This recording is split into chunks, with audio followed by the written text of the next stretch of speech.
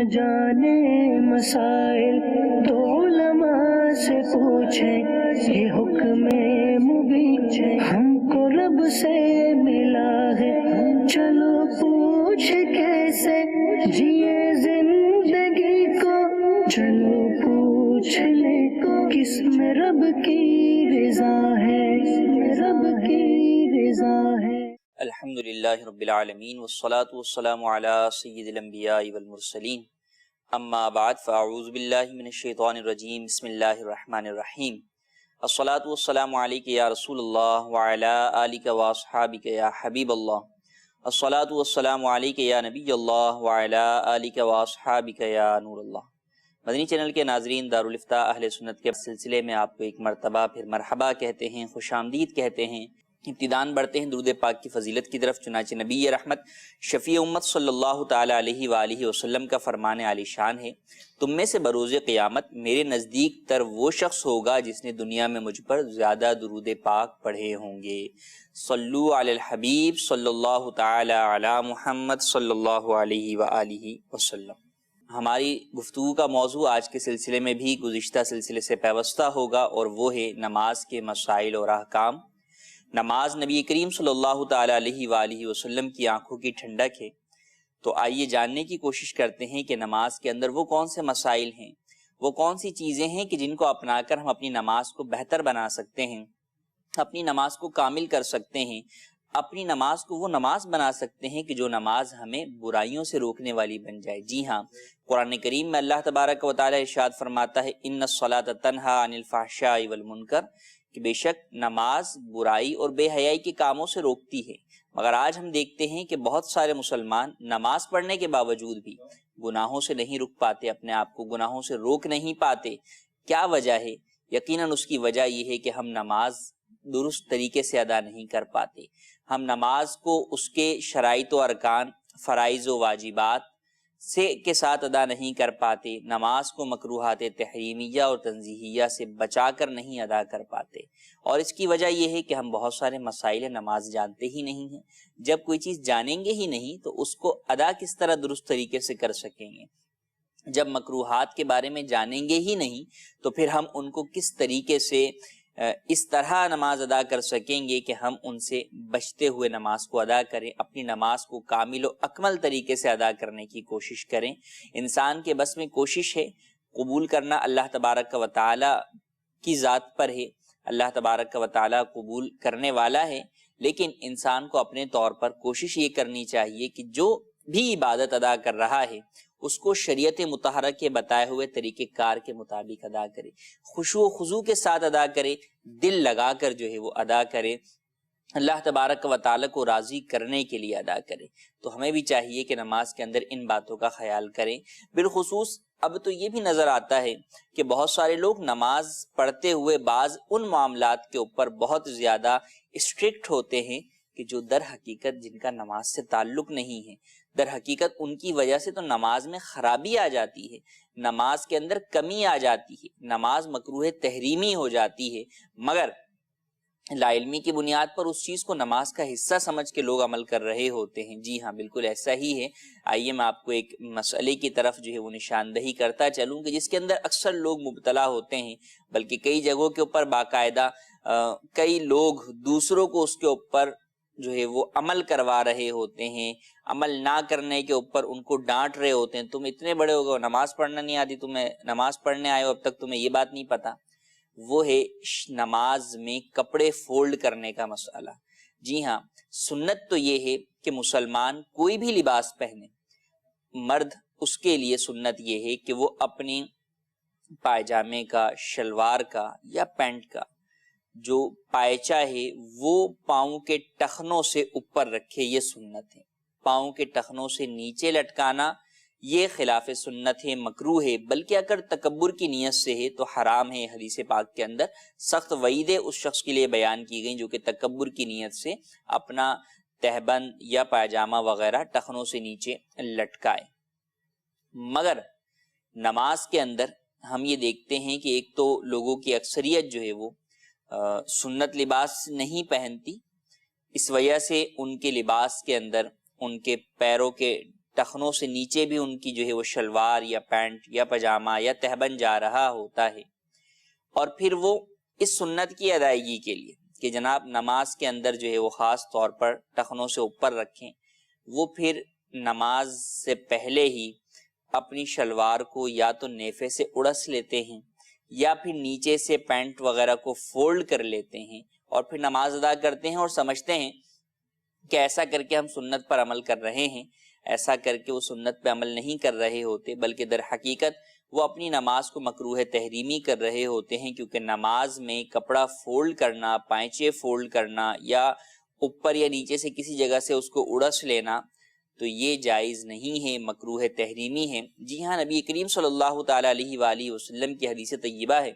بخاری شریف کی حدیث ارشاد فرمایا امرت ان اسجد علی 7 اعظم، کہ مجھے حکم دیا گیا کہ میں 7 ہڈیوں پر سجدہ کروں، ولا اکف شعرا ولا ثوبا،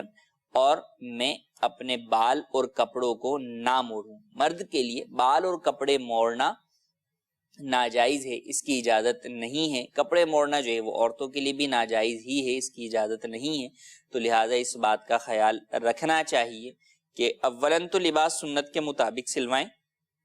کہ آپ کے ٹخنے سے اوپر ہی آپ کا لباس ہو، لیکن اگر آپ کا لباس ایسا ہے کہ جو ٹخنے سے نیچے تک جا رہا ہے تو نماز میں اسے فولڈ نہ کریں۔ ہاں ویسے ہی اوپر کھینچ کر تو اوپر کر سکتے ہیں، لیکن اس کو فولڈ کرنے کی اجازت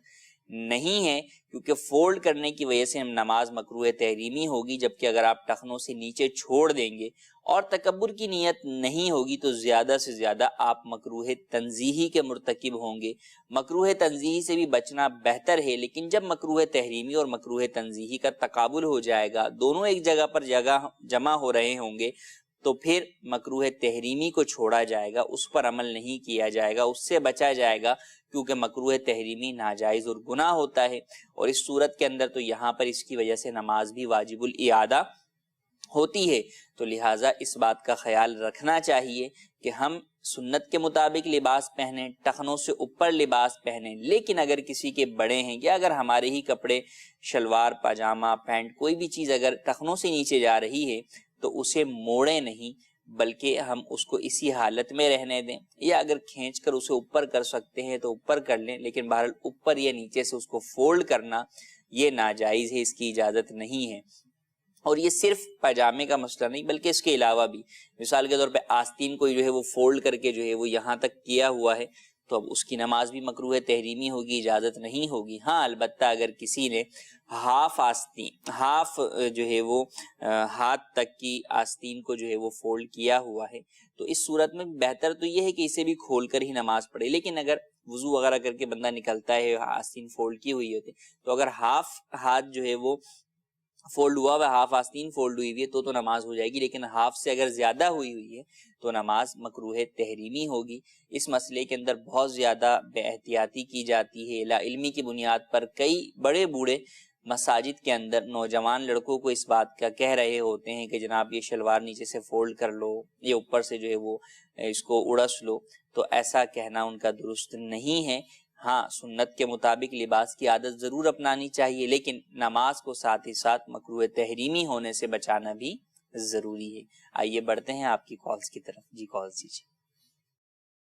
دارالفتا سنت میں میرا یہ سوال ہے کہ بندہ 3 رکعت پڑھ رہا ہے تو دوسری رکعت میں قاعدہ اولیٰ میں بیٹھتا ہے تو سلام پھیر دیتا ہے، دوسری رکعت میں جو ہی دوسری طرف سلام پھیرتا ہے تو اس کو یاد آتا ہے کہ اس کی تیسری رکعت رہتی ہے تو فوراً کھڑا ہو جائے یا ساری کی ساری دوبارہ 3 رکعت پڑھے، یہ میرا سوال ہے۔ جی مزید کال۔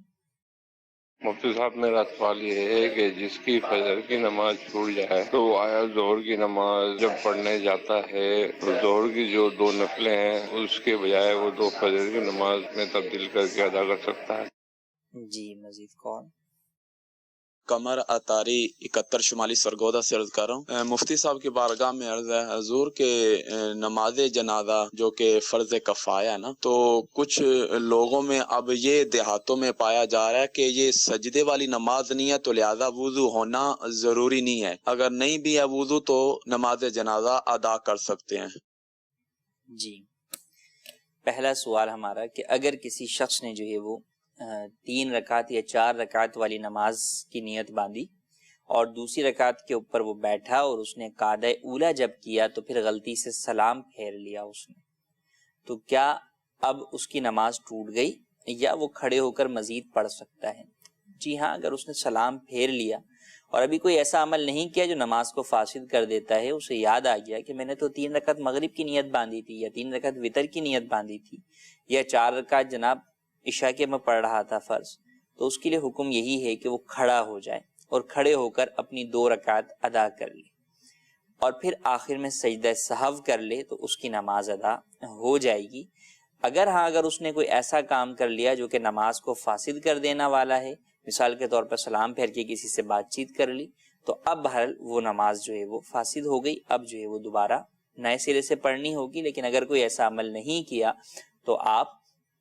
کھڑے ہو کر اپنی 2 رکعتیں ادا کیجیے اور آخر میں سجدہ سہو کر لیجیے، آپ کی نماز مکمل ہو جائے گی۔ دوسرا سوال ہمارا کہ کسی کی اگر نماز فجر قضا ہو گئی اور ظہر میں وہ ادا کرنا چاہتا ہے تو کیا وہ نوافل جو ہیں ظہر کے ان کی جگہ کے اوپر نماز فجر کی قضا ادا کر سکتا ہے؟ نوافل کی جگہ کے اوپر قضا نمازیں ادا کی جا سکتی ہیں، البتہ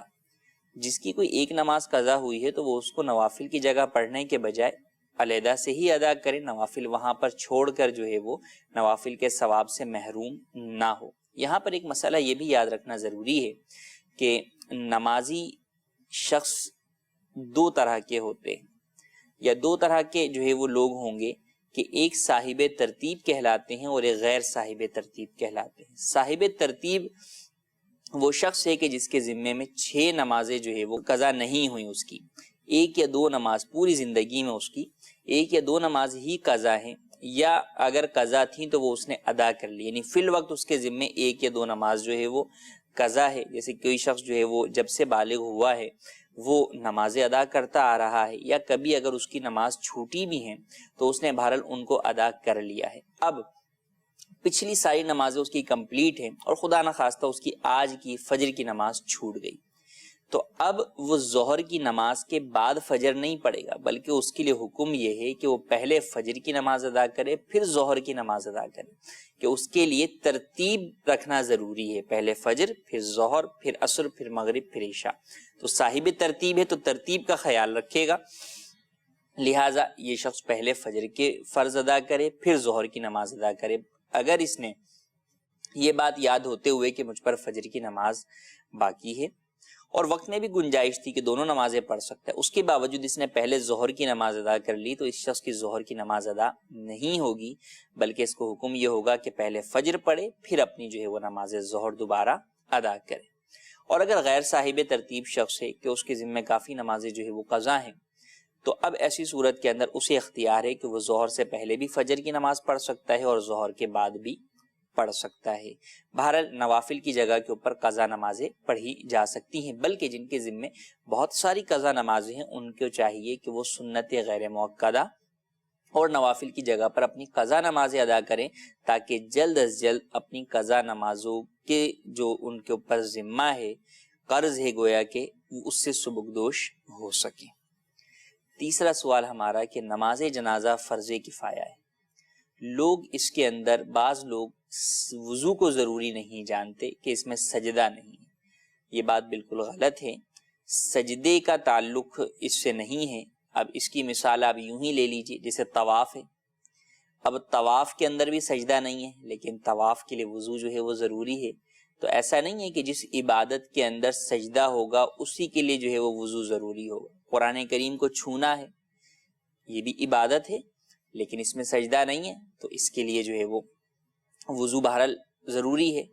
تو یہ جو کانسیپٹ اگر کسی کا پایا جاتا ہے تو بالکل غلط ہے۔ نماز جنازہ فرض کفایہ ہے،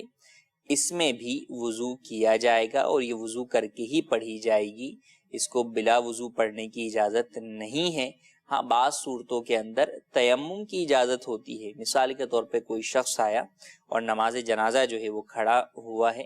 اور اسے پتہ ہے کہ میں وضو کر کے فارغ ہوں گا تو نماز جنازہ ختم ہو جائے گا، اب وہ نماز جنازہ میں شمولیت کے لیے جو ہے وہ تیمم کرتا ہے تو کر سکتا ہے، جبکہ یہ شخص ولی نہ ہو، کیونکہ ولی ہوگا تو اسے اختیار ہوگا کہ وہ دوبارہ جو ہے وہ پڑھ سکے، جبکہ پہلا جنازہ ولی کی اجازت کے بغیر جو ہے وہ پڑھایا جا رہا ہو۔ تو یہ ایک صورت ہے، لیکن یہ بہت شاذ و نادر صورت ہی ہے، لیکن اس سے یہ سمجھ لینا کہ وضو ہی شرط نہیں ہے، ایسا نہیں ہے، نماز جنازہ کے اندر بھی وضو شرط ہے۔ جی مزید کال دیجیے۔ دارالفتہ اہل سنت سلسلے میں مفتی صاحب سے میرا سوال عرض ہے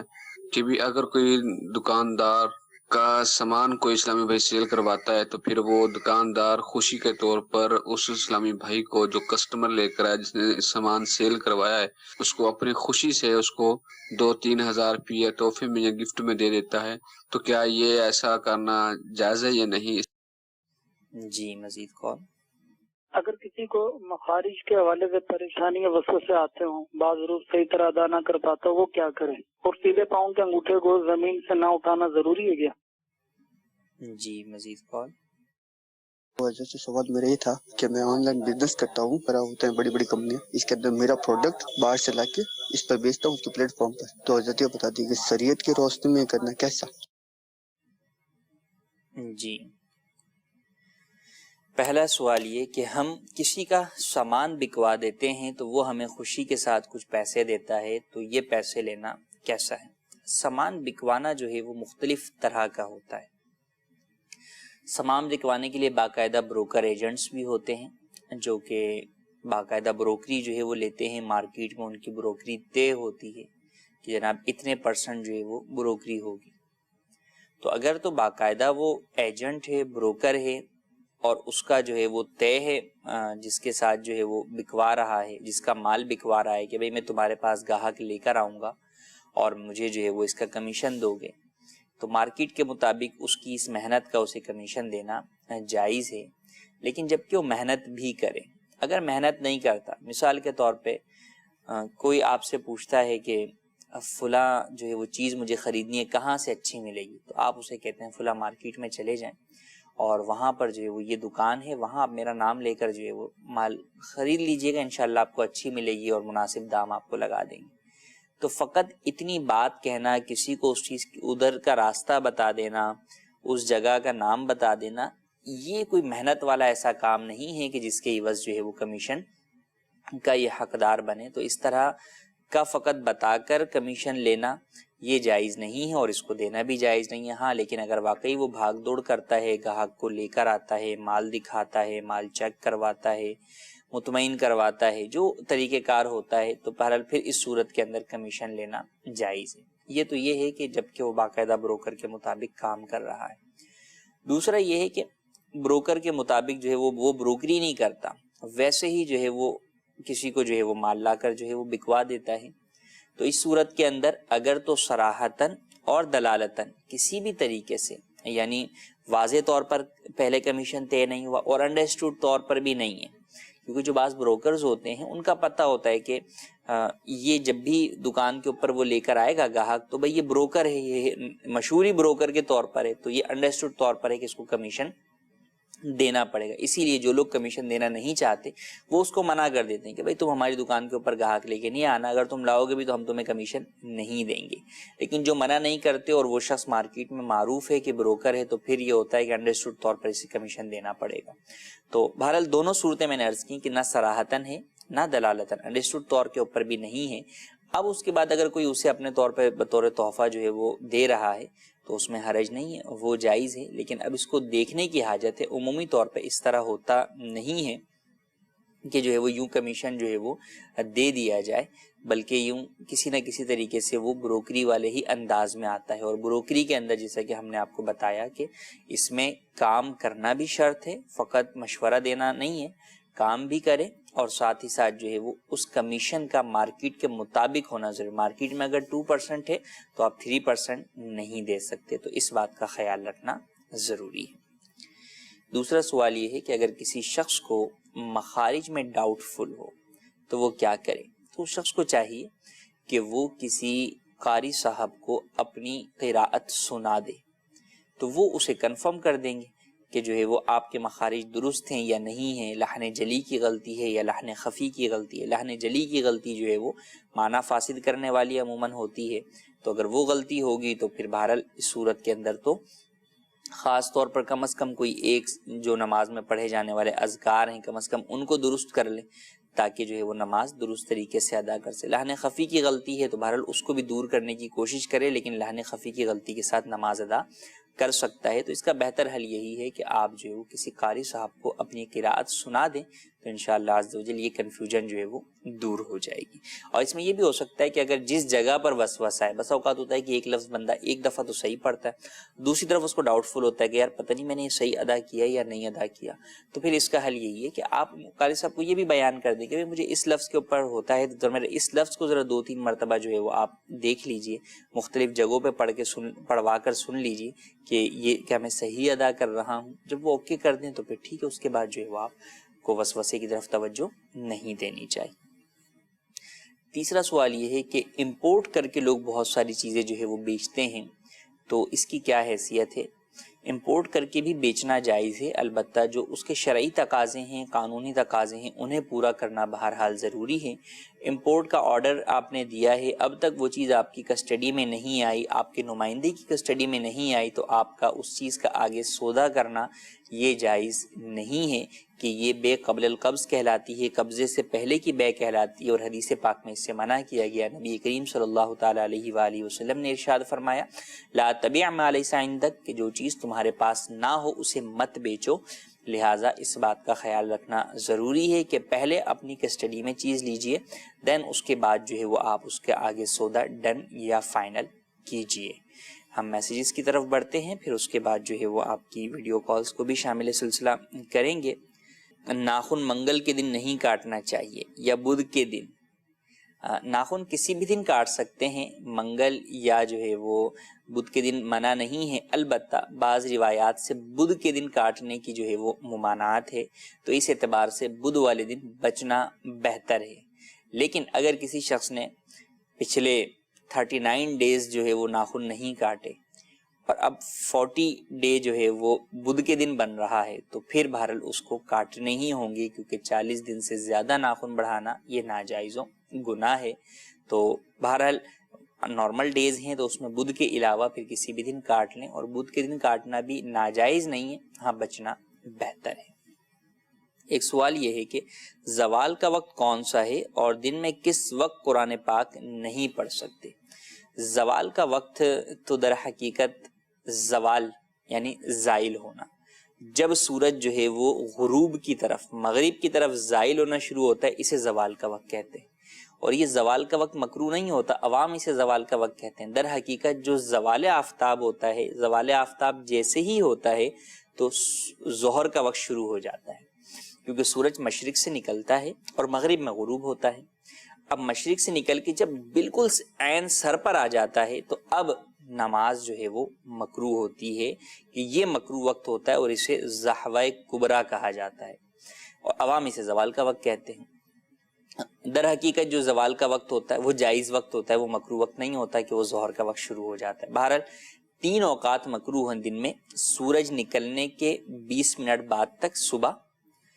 اسی طرح دوپہر سے پہلے زحوہ کبریٰ کا وقت جسے عوام زوال کا وقت کہتے ہیں, اور تیسرا وقت غروب آفتاب سن سیٹ سے 20 منٹ پہلے سے لے کے سن سیٹ تک. یہ 3 اوقات مکروہ ہیں. ان 3 اوقات کے اندر تلاوت قرآن کریم کرنا اگرچہ جائز ہے, لیکن بچنا بہتر ہے کہ ان اوقات کے اندر تلاوت قرآن کریم کرنے کے بجائے ذکر و اذکار اور تسبیحات وغیرہ پڑھی جائیں. اور یہ مکروہ اوقات دن میں ہی ہوتے ہیں, رات میں کوئی زوال کا وقت نہیں ہوتا. ایک سوال یہ ہے کہ تصویر گھر میں لگی ہے مگر کسی صندوق میں پڑی ہے, اس کے بارے میں کیا حکم ہے؟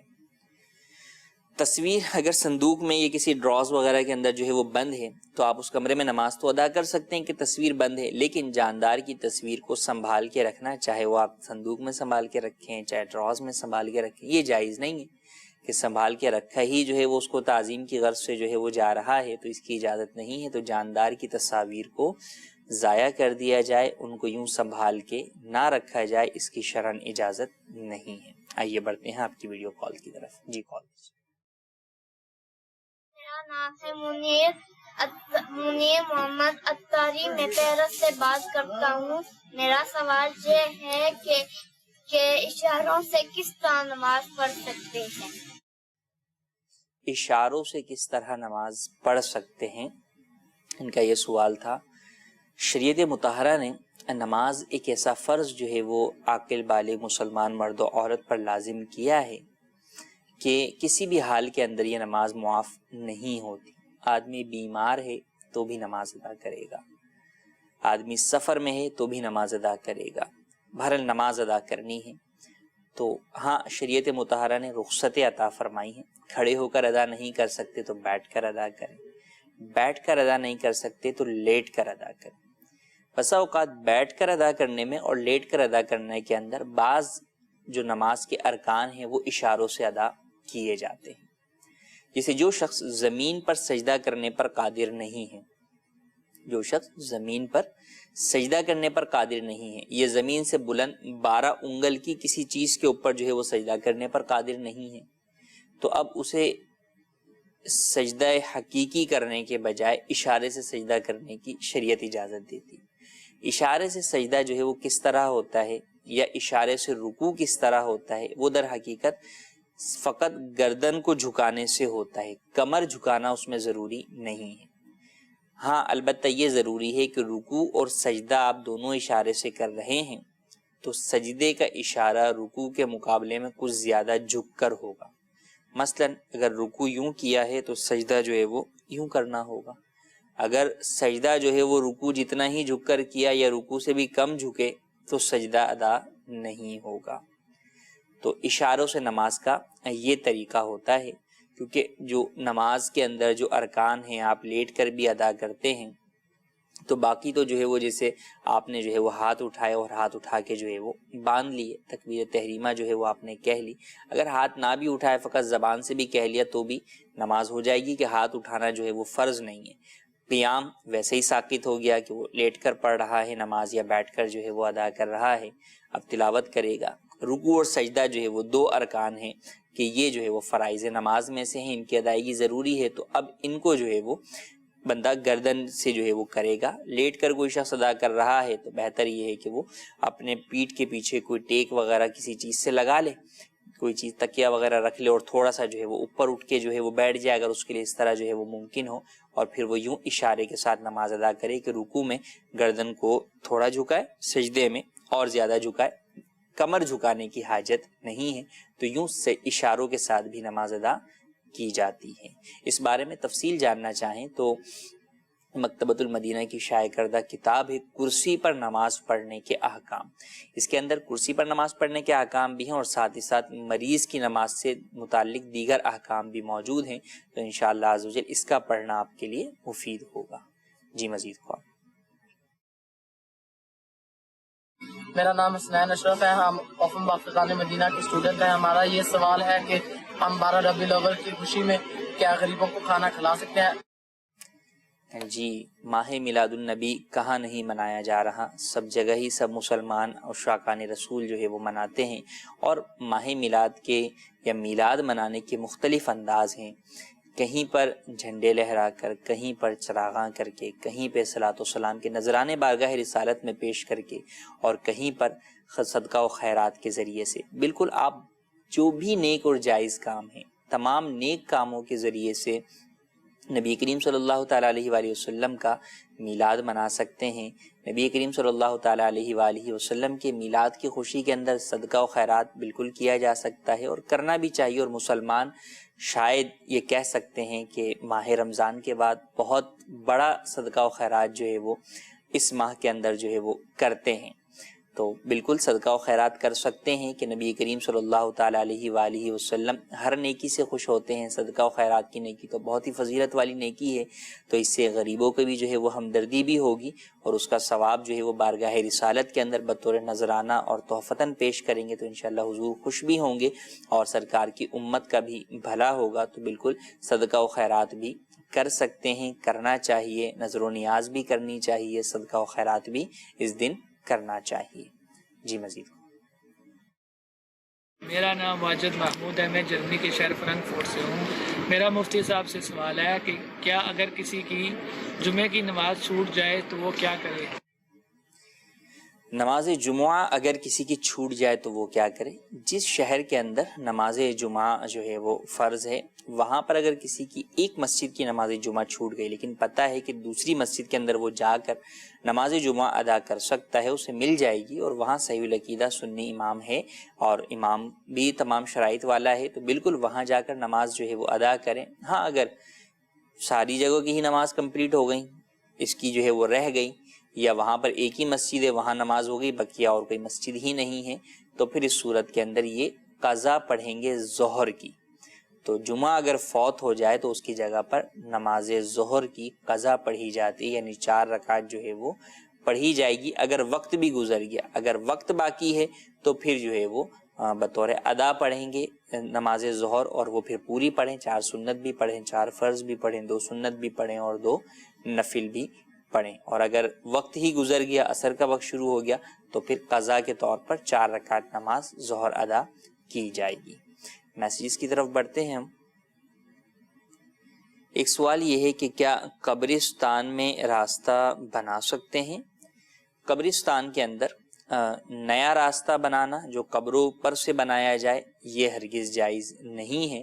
ہاں پرانا راستہ ہے یا وہ جگہ جہاں پر ابھی تک قبریں نہیں بنی وہاں پر راستہ جو ہے وہ قبرستان میں ہی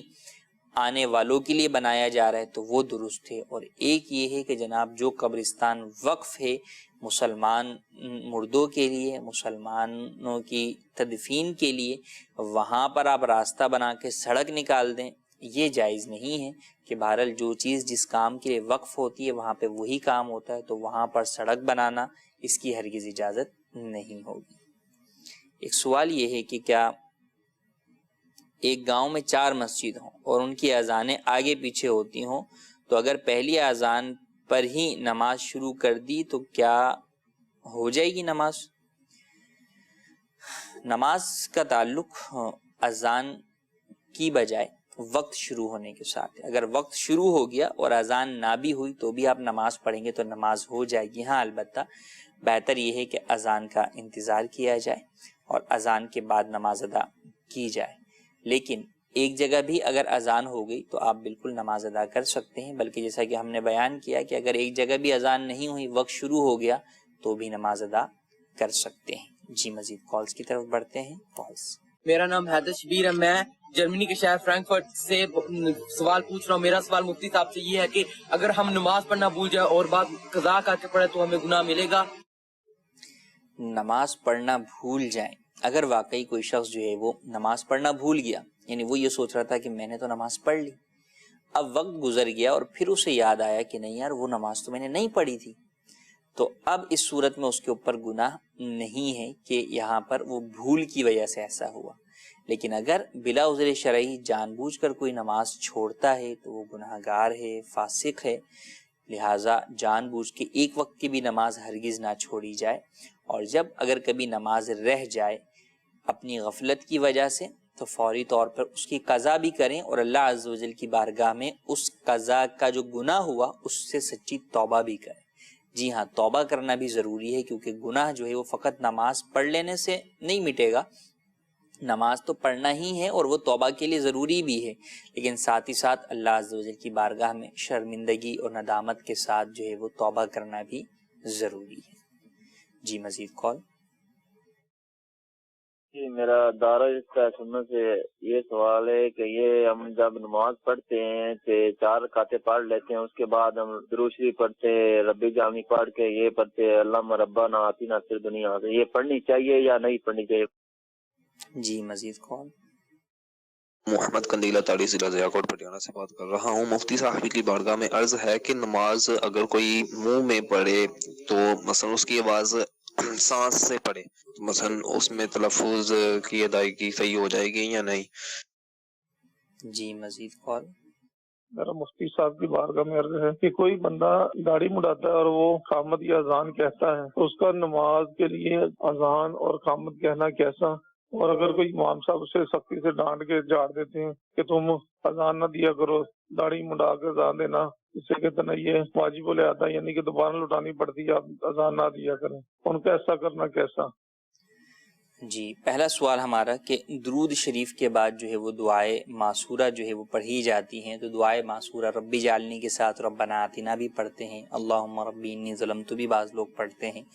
تو کیا یہ ایک سے زائد دعائے معصورہ پڑھ سکتے ہیں؟ اگر آپ منفرد ہیں، علیحدہ اپنی نماز ادا کر رہے ہیں، تو بالکل آپ ایک سے زائد بھی دعائے معصورہ ادا کر سکتے ہیں، لیکن اگر آپ امام ہیں اور پتہ ہے کہ اس کی وجہ سے نمازیوں کے اوپر نماز طویل ہو جائے گی، لمبی ہو جائے گی، انہیں تشویش ہوگی، تو پھر نمازی جب آپ امام ہیں تو فقط ایک ہی دعائے معصورہ پر اکتفا کریں، زیادہ دعائے معصورہ نہ پڑھیں۔ دوسرا سوال یہ کہ بعض لوگ سانس کی آواز سے جو ہے وہ نماز پڑھتے ہیں یا تلاوت کرتے ہیں، تو کیسا ہے؟ لیکن کہیں بھی شریعت مطہرہ میں جہاں بھی پڑھنے کی بات آئی وہاں پر اتنی بلند آواز سے پڑھنا ضروری ہے کہ اگر شور شرابہ نہیں ہے اور کان بھی صحیح سلامت ہیں، بہرا پن وغیرہ نہیں ہے، تو اتنی آواز سے پڑھیں کہ آپ کی آواز آپ کے کانوں تک کم از کم جو ہے وہ پہنچے، آپ خود اپنی آواز سن سکیں، کم از کم منیمم جو ہے وہ اتنی مقدار کے اندر پڑھنا ضروری ہے۔ فقط دل ہی دل میں اگر پڑھتے ہیں تو نماز نہیں ہوگی، لیکن اگر سانس کی آواز سے کوئی اس طرح پڑھتا ہے کہ وہ بالکل اس کے کانوں میں آواز آ رہی ہے، تو بہرحال اس صورت کے اندر جو ہے وہ نماز ہو جائے گی۔ لیکن سانس کی آواز کے اندر دو چیزیں ہو سکتی ہیں، ایک ہے کہ واقعی آواز آ رہی ہے، ایک یہ کہ جو اندر پڑھا جانے والا ہے اس کو دماغ محسوس کر رہا ہے اور اس کو آپ سمجھ رہے ہیں کہ شاید میرے کان میں بھی آواز آ رہی ہے، تو دماغ کی محسوسیت پر یا محسوس کرنے پر مدار نہیں ہوگا، بلکہ حقیقتاً واقعتاً کان میں آواز پہنچے اس پر مدار ہوگا، تو اس لیے اس معاملے میں خاصی احتیاط کی حاجت ہے۔ تیسرا سوال کہ اذان و اقامت جو ہے وہ داڑھی منڈا شخص دے سکتا ہے یا نہیں؟ اذان و اقامت جو ہے وہ فاسق نہیں دے سکتا، بلکہ اگر فاسق شخص جو ہے وہ اذان کہتا ہے تو اس کی اذان کا اعادہ کیا جائے گا۔ ہاں البتہ اقامت کا اعادہ نہیں ہوتا، اقامت چاہے فاسق کہے، جب بھی اس کی اقامت کا اعادہ نہیں ہوگا، اگر اذان کہے گا فاسق تو اس کا اعادہ کیا جائے گا۔ اب اس مسئلے کی طرف اگر بات کریں کہ امام صاحب ایسے موقع پر کیا کریں، تو یقیناً امام صاحب کا روکنا تو اپنی جگہ درست ہے کہ اس شخص کو اذان و اقامت دینے کی اجازت ہی نہیں ہے، ہاں روکنے کے اندر احسن انداز اختیار کرنا چاہیے اور انہیں اس طرح سمجھانا چاہیے کہ دیکھیں اللہ تبارک و تعالیٰ کی بارگاہ میں آپ ایک عمل کے ذریعے سے اذان و اقامت جو بھی دیتا ہے اس کا مقصد کیا ہے؟ ثواب کا حصول، تو انہیں بتائیں کہ آپ جس چیز کے لیے ثواب چاہتے ہیں وہ ثواب کے بجائے آپ کے لیے ثواب نہیں بن رہا، بلکہ شریعت مطہرہ اسے مکروہ قرار دے رہی ہے، آپ کی کہے جانے والی اذان کو لوٹانے کا حکم دیتی ہے، تو لہٰذا آپ اس کے بجائے آپ کوئی اور مسجد کا نیک کام کر لیں، مسجد میں جھاڑو لگا لیں، مسجد کی صفائی کر لیں اور کچھ کر لیجئے، لیکن اذان و اقامت کہنی ہے آپ نے تو پھر بہرحال آپ کو ایک مٹھی داڑھی رکھنی ہوگی، اور ایک مٹھی داڑھی تو ویسے ہی ہر مسلمان پر واجب ہے مرد کے اوپر، تو لہٰذا ایک مٹھی داڑھی رکھیں کہ ایک مٹھی داڑھی اگر آپ کٹواتے ہیں تو پھر بہرحال آپ فاسق مولن ہیں اور اس صورت میں آپ اذان و اقامت نہیں کہہ سکتے۔ تو یوں آسان انداز کے اندر سمجھانے کی کوشش کریں تو امید ہے کہ لوگ بھی اس حوالے سے مان جائیں گے کہ اصل مقصد لوگوں کا نیکی ہوتا ہے، ثواب ہوتا ہے۔ جب انہیں پتہ ہوگا اس عمل کے ذریعے مجھے ثواب نہیں ملے گا بلکہ میں تو خلاف ورزی کر رہا ہوں شریعت کی، تو پھر امید ہے کہ وہ اس سے باز آ جائیں گے۔ اللہ تبارک و تعالی سے دعا ہے جو سنا آج کے سلسلے میں اسے یاد رکھنے، اس پر عمل کرنے، اسے دوسرے تک پہنچانے کی سعادت نصیب فرمائے، آمین بجاہ النبی الامین۔ صلو علی الحبیب صلی اللہ تعالی علی محمد صلی اللہ علیہ وآلہ وسلم۔ نہ جانے مسائل تو علماء سے پوچھیں، یہ حکم مبین ہم کو رب سے ملا ہے، چلو پوچھ کیسے جیے زندگی کو، چلو پوچھ لے کس میں رب کی رضا